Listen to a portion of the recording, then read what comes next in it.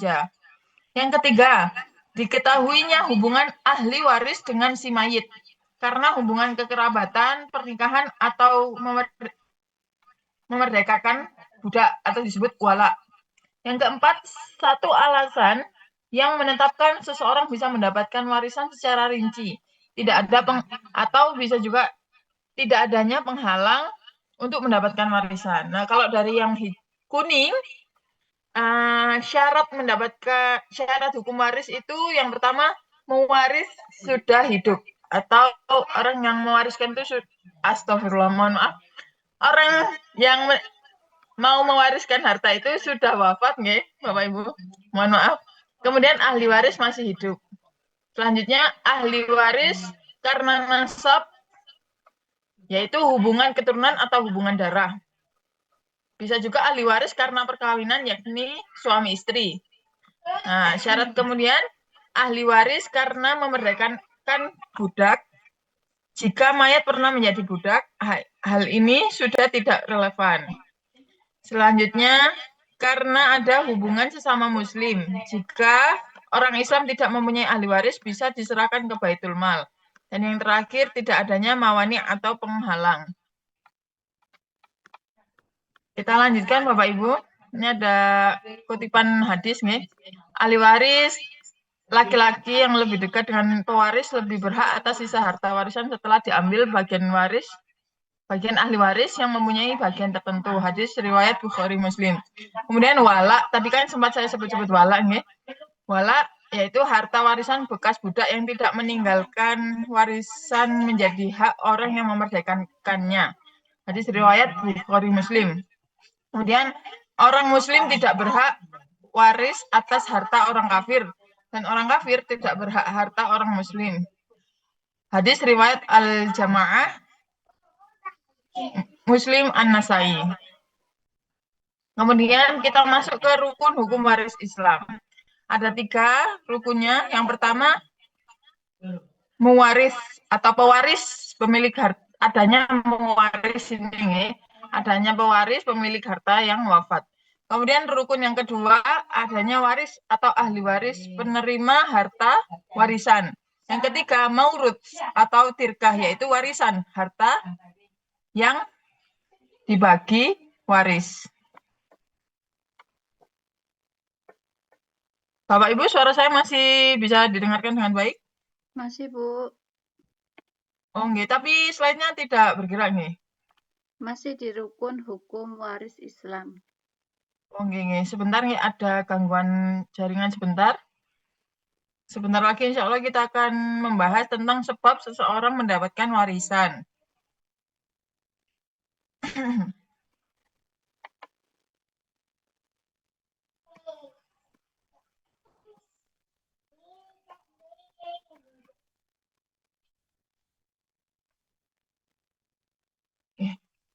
Sambil menunggu ini.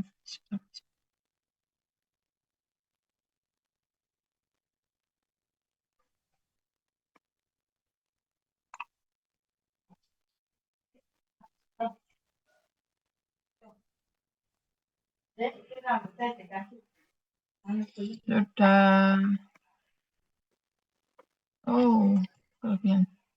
Apakah sudah nampak kembali di layar Bapak Ibu sekalian? Masih belum, Bu Ama. Oh, enggak. Saya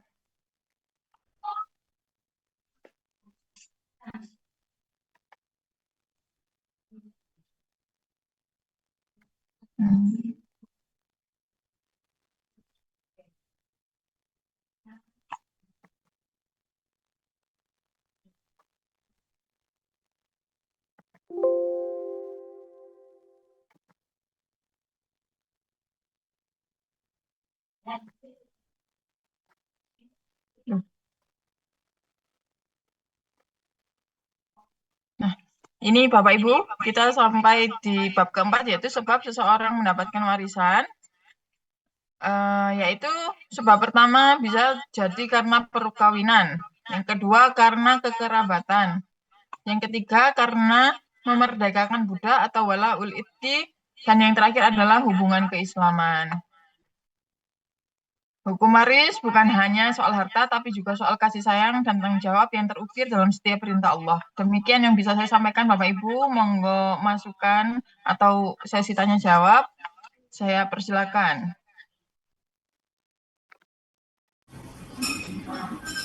Baik, terima kasih Mbak Amarilis ya. Tadi sudah menyampaikan kata kunci beberapa poin terkait dengan syarat, asas, dan rukun. Ya.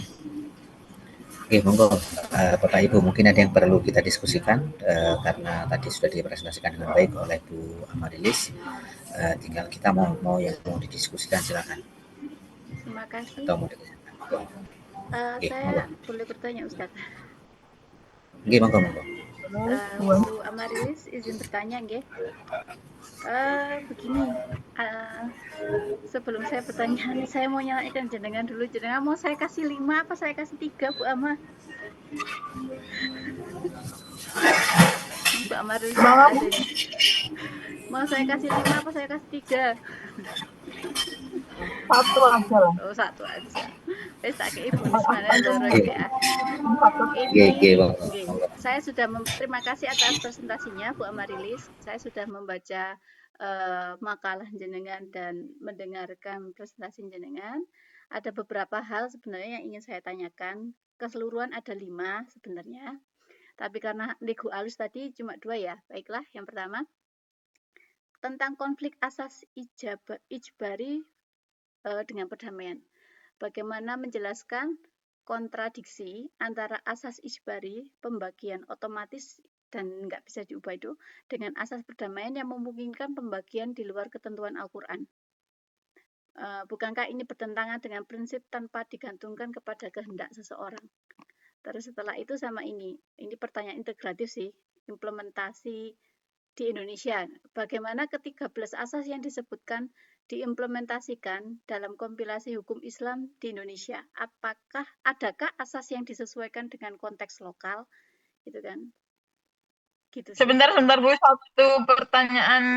Yang pertama itu tadi terkait konflik asas ijbari dengan asas kedamaian, gitu nggih? Yang pertama nggih. Iya, Belum kita loncat ke yang kedua. Apakah yang 13 asas itu termasuk pertanyaan pertama atau pertanyaan kedua itu? 13 Oh iya, asas satu. yang jenengan sebutkan itu yang kan pertama mau diulangi nggih, Bu? yang kedua. Yang pertama dulu. Yang pertama dulu. Oke, yang pertama dulu. Tak catat semua. Bagaimana menjelaskan kontradiksi antara asas ijbari dengan asas perdamaian yang memungkinkan pembagian di luar ketentuan Al-Quran? Bukankah ini bertentangan dengan prinsip tanpa digantungkan kepada kehendak seseorang? Itu yang pertama. Sampun? Sebentar digantungkan pada prinsip. Digantungkan kepada tanpa digantungkan kepada kehendak seseorang. Sampun, soal yang pertama. Yang kedua, bagaimana ke-13 asas yang disebutkan diimplementasikan dalam KHI? KHI itu kompilasi hukum Islam di Indonesia. Ada nggak asas yang disesuaikan dengan konteks lokal? Kalau ada apa? Kita aja sih, Bu. Kakek kan, Bu. Mau titik kan?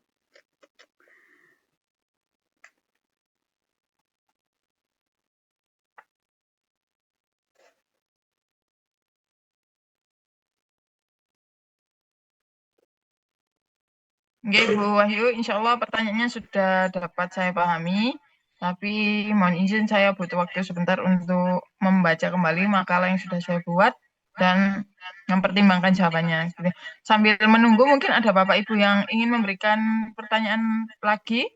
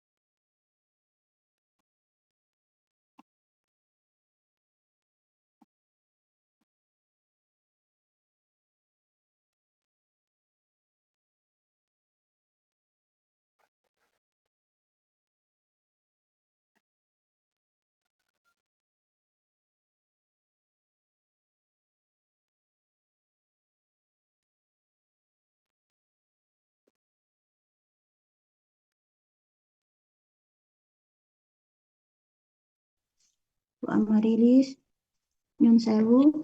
Yuk, nih Boleh, Bu Dewi, nggih. nggih, Halo Bu, boleh bertanya. monggo dipersilakan. Kami buka satu Ini tadi Bu kesempatan Amarilis, lagi. nggih, satu aja Bu Amarilis, nggak banyak-banyak kok. Terus gampang lagi. Aku merasa tersindir nih kalian. Iya, karena nggak bisa bahasa intelek wis apa nih. Ini tadi Bu Amarilis menjelaskan bahwa syarat waris Islam itu diantaranya orang yang mewariskan harta nyata-nyata telah meninggal. Nah ini contoh kasus nih. Seandainya ada seorang waris mewariskan hartanya sebelum atau membagikan hartanya sebelum beliaunya meninggal. Karena apa? Karena beliaunya sudah apa ya? Kayak nanti seandainya aku meninggal, pasti ini berebut. Jadi sebelum meninggal saya sudah membagi warisan itu. Nah, kalau menurut hukum HKI itu gimana, nggih? Ya, cukup itu aja. Terima kasih. Terima kasih atas pertanyaannya Bu Dewi. Saya izin mengulang, nggih, apabila ada orang yang membagi harta warisan atau menyampaikan terkait pembagian harta warisan sebelum dia meninggal, bagaimana hukumnya gitu, nggih. Diperbolehkan atau tidak diperbolehkan gitu, nggih, Bu? Bukan hanya itu aja Bu, maksudnya itu masuk boleh nggak itu sebagai warisan atau hibah atau wasiat gitu? Karena gini, kalau nggak dibagikan sekarang pasti akan berebut gitu loh. Karena tahu kondisinya anak-anaknya modelnya atau perilaku atau gimana anak-anaknya itu. Jadi sebelum meninggal sudah mewariskan dulu. Rekam. Baik, terima kasih Bu Dewi atas pertanyaannya. Insya Allah sudah bisa saya pahami. Nggih, sambil masuk ke sesi penjawaban. Insya Allah, mohon izin saya mau menjawab pertanyaan dari Ibu Wahyu. Pertanyaan yang pertama, nggih. Jadi konflik asas ijbari dan asas kedamaian tanpa digantungkan pada prinsip seseorang dalam pembagian harta warisan. Nah,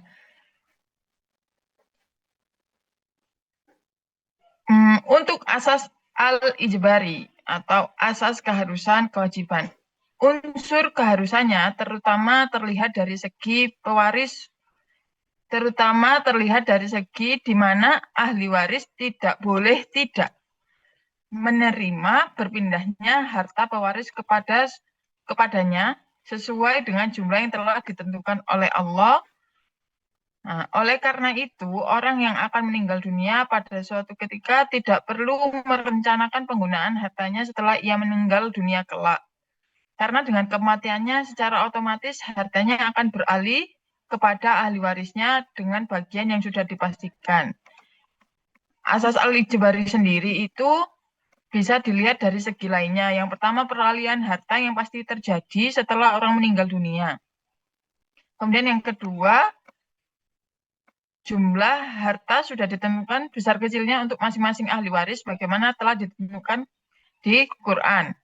Yang ketiga, orang-orang yang akan menerima harta warisan itu sudah ditentukan dengan pasti, yakni mereka yang mempunyai hubungan nasab, hubungan perkawinan, apakah perkawinan utuh atau perkawinan yang dianggap utuh, sebagaimana ditentukan dalam Al-Quran. Jadi, menurut pandangan saya, asas al-ijbari ini di mana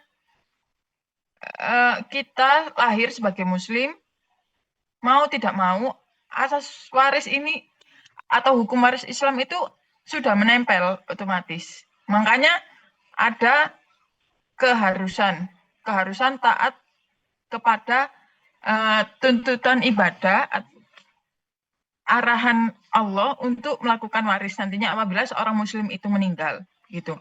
Nah, sekarang kepada asas kedamaian terlebih dahulu, nggih. Kalau asas kedamaian ini sendiri diambil dari inspirasi kisah di dalam hadis Rasulullah itu disampaikan Bapak Ibu. Kisahnya seperti ini. Kenapa kok bisa ada asas kedamaian ini gitu.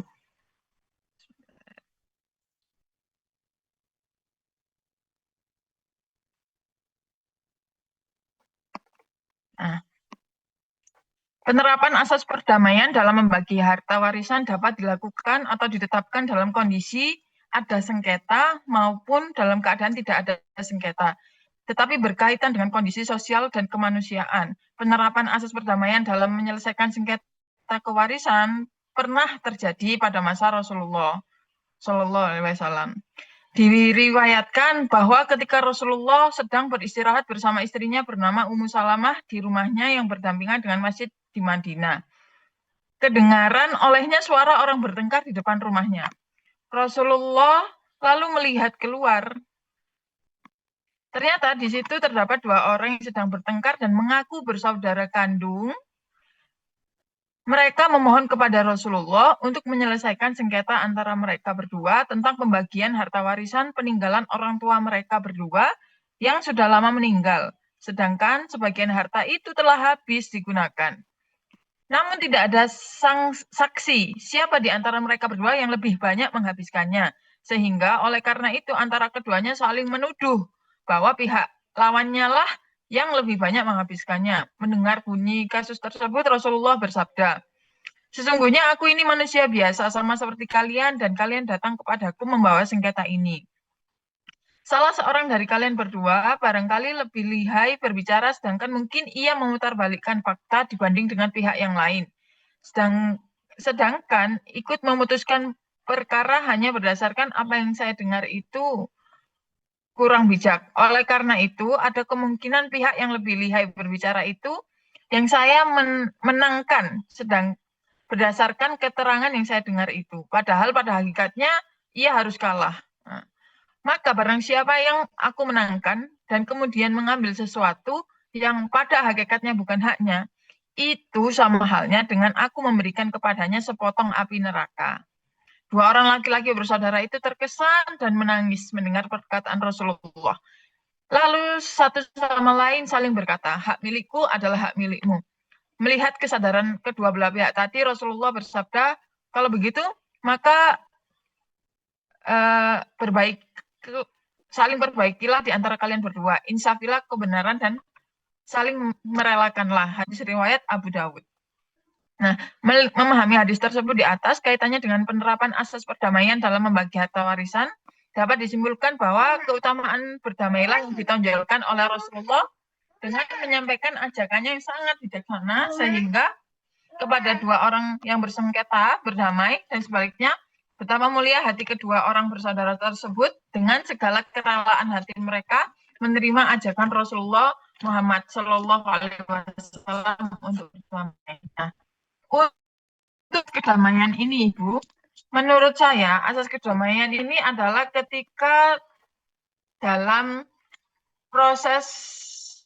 dalam proses pembagian warisannya itu yang kita angkat adalah asas perdamaiannya atau asas kedamaiannya itu, di mana sama saudara harus sama-sama mengangkat atau menjunjung tinggi perdamaian di antara mereka.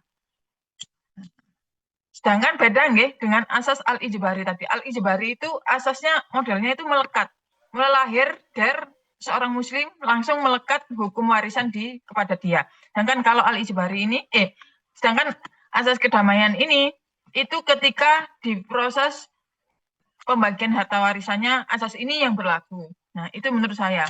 Nah, tanpa digantungkan pada prinsip seseorang itu kembali lagi dalam pembagian warisan itu kan memang ada hak pemilik harta warisan, gitu.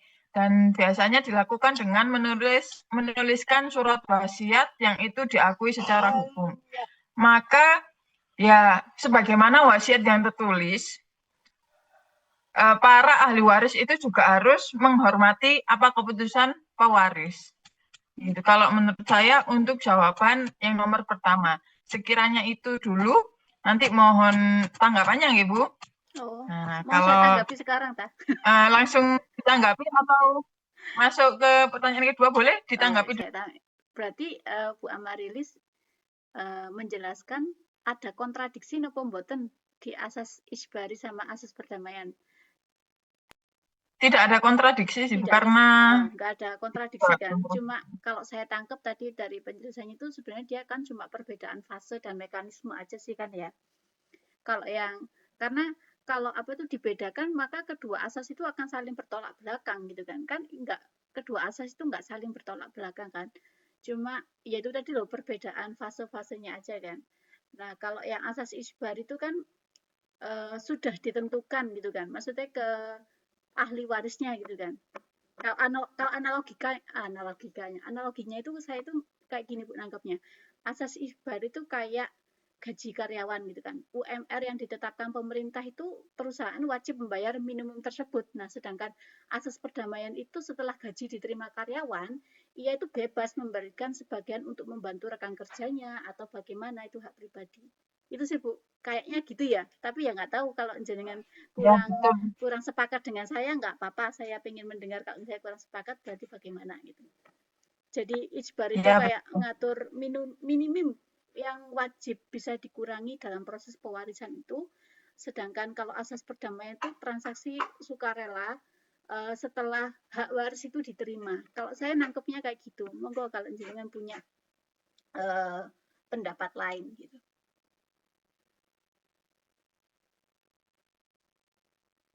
Bu Ama?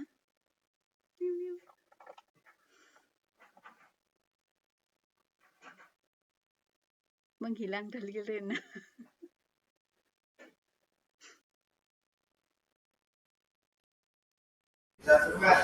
Kopi dulu.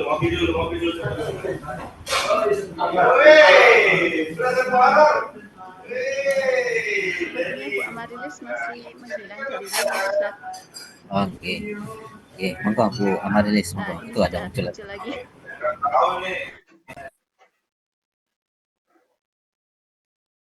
Bu Ama, yuhu. Ya Ustaz. Nggih. Nggih. Oke, mohon izin masuk ke jawaban dari soal nomor 2, yaitu implementasi 13 asas itu yang sesuai dengan Indonesia gitu nggih. Menurut saya dari ke-12 asas yang sudah saya sampaikan tadi, 13. semuanya 12. Ke-13 saya. Oh iya. Nggak apa-apa, wis. Iya. Bonus jelas. Di jurnal-jurnal yang saya cari pun itu bermacam-macam. Tidak semuanya menyampaikan ada 12 asas. Ada juga yang hanya meringkas menjadi 4 asas, 6 asas begitu nggih. Jadi saya tapi mengambil yang paling banyak karena saya rasa itu yang paling detail gitu ya. Dari 13 asas sendiri setelah saya telaah, saya pelajari tidak ada asas-asas yang bersimpang atau mengandung penyimpangan ketika dilaksanakan di Indonesia. Karena asas-asas ini masih sesuai dengan hukum Islam tentunya ya. Dan hukum Islamnya sesuai dengan masyarakat Islam di Indonesia. Seperti itu, Bu. Kalau bukti nyatanya saya belum dapat sih, tapi mungkin itu kesimpulannya. Oke. Gimana, Bu? Gitu ya. Kalau di KHI itu kan ya setahu saya loh, nanti monggo dikoreksi bersama gitu kan. Kayak asas isbar itu ada di pasal 171 huruf A sama pasal 176 gitu kan. Ya memang kalau dikontekskan dengan lokal Indonesia itu kan asas perdamaian itu sangat dikembangkan gitu kan. Di KHI pasal 183 itu. Kalau isbari dia dimodifikasi dengan wasiat wajibah. Ini inovasinya KHI yang nggak ada dalam fikih klasik.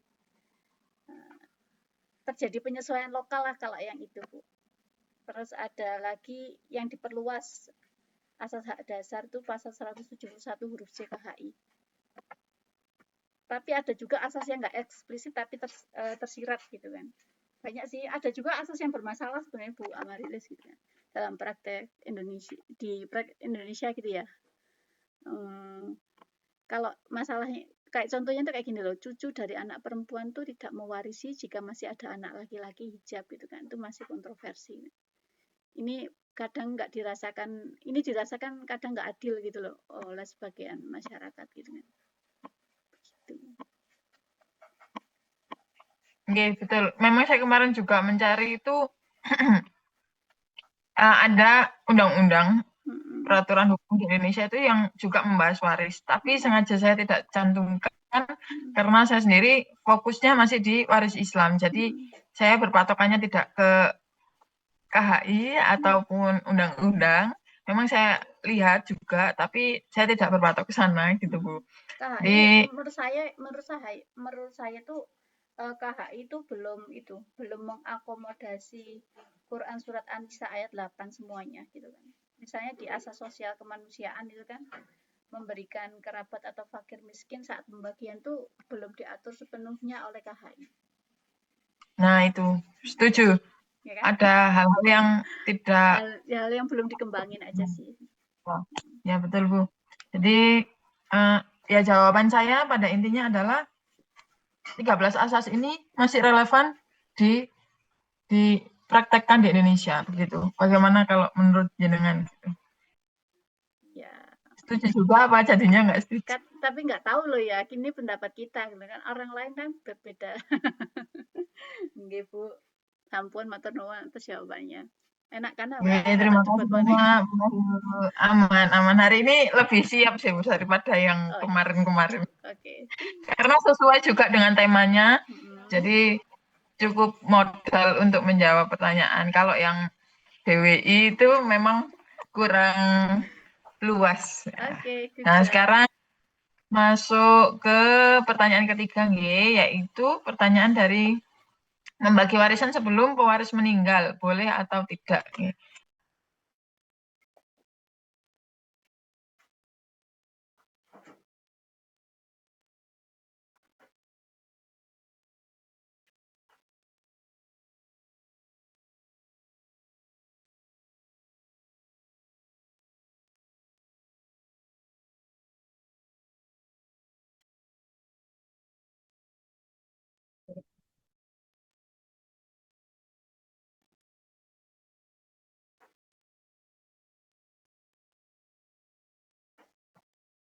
That case is same with my father-in-law, membagi sebelum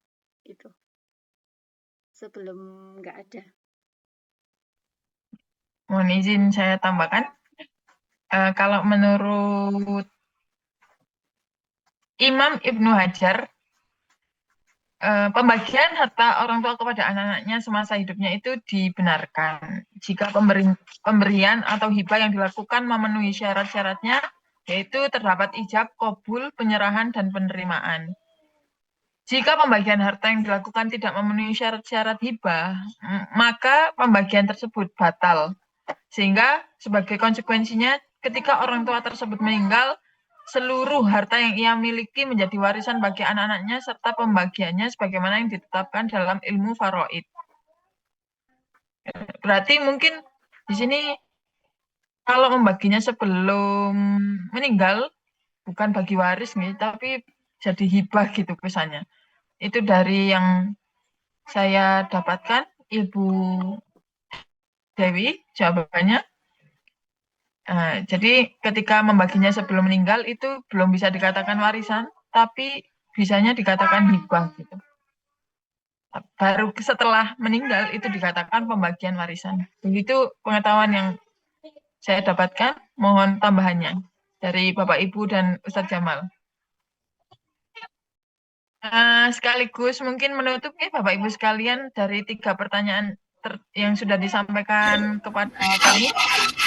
Langsung disambung kepada Bapak dosen. Saya izin menutup. Terima kasih atas perhatiannya. Wassalamualaikum warahmatullahi wabarakatuh. Waalaikumsalam. Oke, terima kasih Bapak Ibu ya, tadi luar biasa dari Bu Amarilis prestasinya kemudian ditanggapi, direspon oleh teman-teman. Alhamdulillah luar biasa tadi diskusinya. Oke, saya hanya menegaskan beberapa hal tadi yang sudah disampaikan kemudian juga ditanyakan oleh ibu-ibu ya, terutama Bu Wahyu dan Bu Dewi. Pertama terkait dengan saya urutkan aja nih dari pertanyaan terkait dengan asas. Nah, asas itu memang betul ya, asas itu yang pokok sebetulnya 5. Ustadz, suaranya menghilang Ustadz, ngapunten. Nggih, suaranya tiba-tiba menghilang.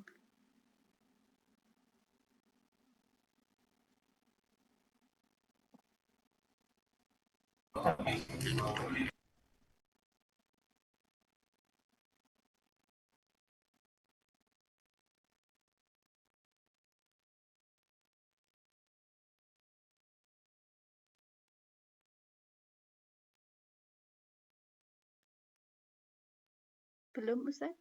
Belum terdengar.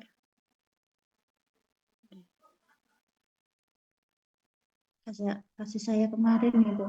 Iya. Kenapa dengan para laptop ini? Kedengaran? Baik, oke, baik. Baik, oke, saya lanjutkan. Sekali lagi saya apresiasi ya ke Bu Amarilis tadi menyampaikan cukup lugas, kemudian juga to the point ya tadi, alhamdulillah. Kemudian tadi direspon oleh Bu Wahyu dan Bu Dewi. Saya hanya menegaskan 3 hal ya terkait dengan materi pada pagi hari ini terkait dengan asas. Asas itu memang benar ya, kalau kita peras asasnya itu hanya 4 saja. Cuma Ibu Amarilis memilih menjadi 13 buat nopo-nopo karena biasanya dalam hukum itu ada kaidah atau asas dibuat detail tadi buat nopo-nopo ya. Betul memang ya, asas ijbari itu tadi kata Bu Amarilis itu menempel ya, artinya memang asas ini terikat kepada seorang muslim ya. Jadi terikat ya, artinya setiap seorang muslim ketika dia hukum waris ini maka menjadi bagian dari yang tak terpisahkan dari kaum muslimin. Nah, terkait dengan perdamaian maksudnya itu adalah memang ya membaginya ya tidak perlu rame-rame ya, damai lah ya. Kalau ada sengketa ya kembalikan lagi kepada asas ijbari karena asas ijbari ini pada prinsipnya asas yang paling pokok ya. Artinya orang mau tidak mau dia harus dibagi dengan hukum waris Islam. Meskipun ada sengketa dikembalikan lagi ke asas ijbari. Nah, kemudian yang kedua terkait dengan kompilasi hukum Islam, menarik memang kalau Bu Wahyu tadi menyampaikan memang kalau kita buat rasio di kompilasi hukum Islam itu sudah 90% ya, 90%. Namun ada beberapa pergeseran hukum yang tadi sudah disampaikan oleh Bu Wahyu, termasuk misalnya kalau misalnya kita coba nanti dicek Bapak Ibu di pasal 173 nih, kompilasi hukum Islam terkait dengan bab waris. Itu digeser oleh para fuqaha kita, fuqaha Indonesia, digeser menjadi larangan mendapatkan warisan digeser ya. Kalau di hadisnya kan pembunuh itu tidak mendapatkan warisan. Namun di kompilasi hukum Islam digeser sedikit ya, unsur-unsur pidana yang ancaman hukumannya 5 tahun penjara maka itu tidak mendapatkan warisan ya. Salah satunya misalnya percobaan pembunuhan, kemudian penganiayaan berat itu masuk di larangan mendapatkan warisan. Itu coba dicek ya. Dan ini menarik kalau misalnya kita kaji ya. Artinya kalau dikaji dari hukum Islam apakah boleh ya hukum itu misalnya bergeser pada pokoknya. Karena dalam hukum Islam dan hukum positif kan berbeda gitu Pak Ibu. Unsur pidana itu kan berbeda ya. Salah satunya misalnya kalau dalam pidana Islam itu niat itu belum bisa dikatakan unsur pidana ya, tapi kalau dalam hukum positif kan sudah niat pelaku itu kan menjadi unsur pidana. Nah, sehingga penganiayaan berat, kemudian percobaan pembunuhan itu masuk larangan mendapatkan warisan. Coba kita cek. Nah, kemudian yang terakhir tadi terkait dengan Bu Dewi ya, benar tadi memang ini rata-rata di masyarakat kita ya, terutama masyarakat akar rumput ya, masyarakat non perkotaan yang di tradisional itu rata-rata dibagi sebelum meninggal. Nah, betul tadi jawaban dari Bu Amarilis, kalau dia dibaginya sebelum meninggal maka belum waris, bisa jadi wasiat atau hibah. Tapi yang lebih tepat adalah hibah. Kenapa? Kalau wasiat maka tidak boleh berwasiat kepada ahli waris. Nanti ada babnya khusus nih. Jadi tidak boleh berwasiat kepada ahli waris. Jadi ahli waris itu tidak boleh wasiat. Kenapa? Karena dia sudah punya jatah sebagaimana Bu Wahyu tadi mengatakan seperti jatah dari perusahaan. Dia tidak boleh dapat wasiat yang lain. Kenapa? Karena Nabi melarang berwasiat kepada ahli waris. Nah, sehingga kalau misalnya dibagi sebelum meninggal boleh saja, sah-sah saja, apalagi tadi kata Bu Dewi melihat ada potensi konflik di antara keluarga maka boleh ya. Jadi kalau berpotensi konflik maka maka boleh dibagi duluan, namanya hibah ya, atau hadiah ya, atau hadiah boleh ya. Kalau misalnya orang tua melihat ada potensi konflik di antara anak-anak mereka, maka ya dihibahkan saja atau diberi hadiah ya, karena ini untuk menghindari konflik keluarga. Dan sebetulnya salah satunya adalah berbicara dengan harta ini adalah menghindari konflik di antara keluarga ya, sehingga termasuk monopoli dan lain sebagainya bisa diantisipasi dengan hibah.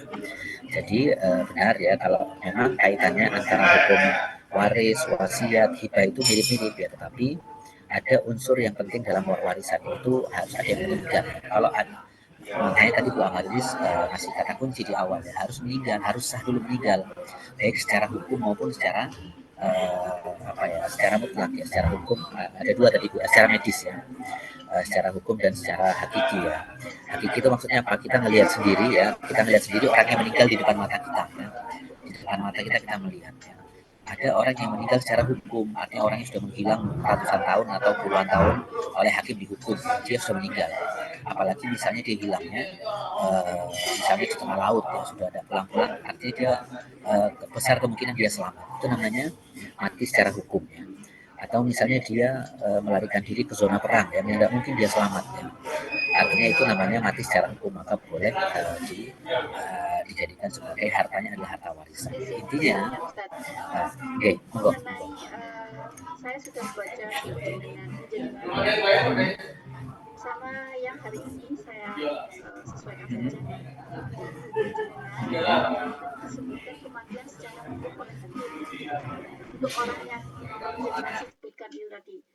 Sebenarnya berapa lama periode tunggu yang diberikan dan apakah ada perbedaan pendapat terus kemudian juga tentang yang tadi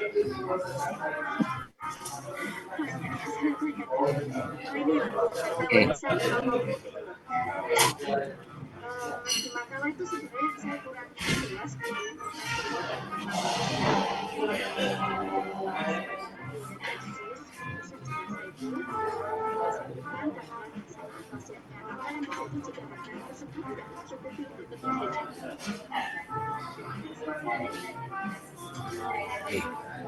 Baik, terkait dengan berapa lama itu sebetulnya tergantung ijtihad hakim ya, meskipun di kalangan para ulama berbeda pendapat, betul ya.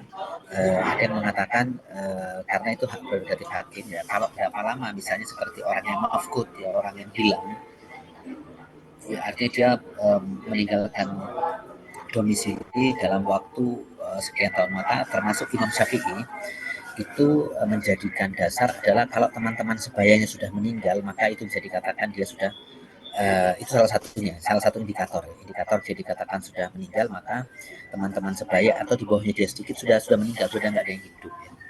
Nah kemudian kalau ulama yang lain mengatakan misalnya bisa dikatakan mati ya kalau memang dia besar kemungkinan selamatnya itu artinya tipis ya, misalnya dia kecelakaan pesawat kemudian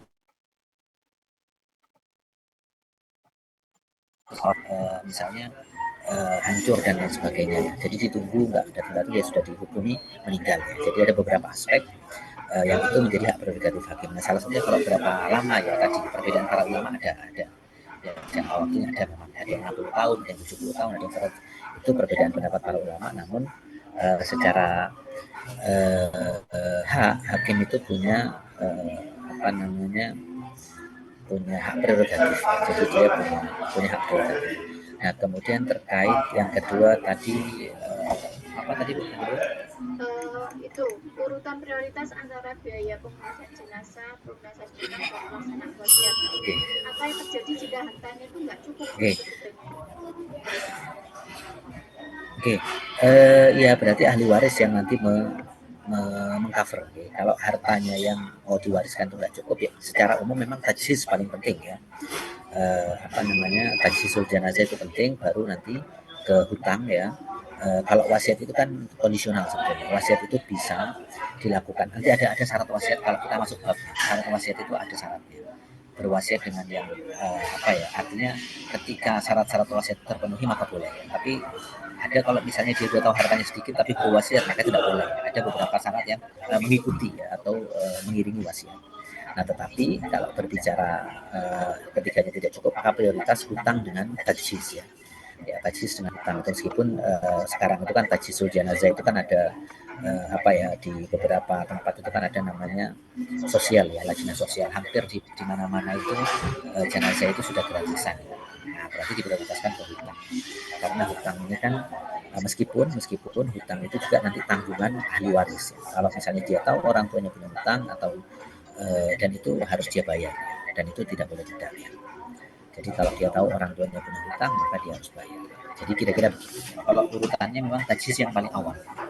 Tajhizul jenazah, baru nanti ya hutang, urusan hutang. Ya karena masa ketika misalnya ya kira-kira begitu. Nah, takut dengan catatan begini Bu, saya di buku saya itu mungkin saya kasih catatan. Tajhizul jenazah itu pun tidak boleh berlebihan dan tidak boleh dikurangi. Maksudnya tidak boleh beli juga, misalnya beli kain kafan yang paling murah atau yang minimalis lah, tidak boleh juga. Dan juga tidak boleh lebih mahal ya. Sekarang kan tajhizul jenazah kan ada mahal-mahal, misalnya yang masuk apa namanya beli sama hal itu tidak boleh juga ya. Dan itu kira-kira ya harus standar lah ya. Jadi jangan sampai harta itu yang tadinya bisa dibagi kepada ahli waris kemudian di foya-foya untuk sifatnya tajhiz ya, meskipun ini tetap debatable tapi yang standar saja. Ketika tajhiz itu beli papan ya papannya yang biasa saja, jangan papan misalnya kayu yang mahal-mahal, misalnya kayu jati yang nggak perlu lah ya, atau kayu yang kan sekarang tuh nah itu makanya jangan, itu budaya lokal itu yang perlu kita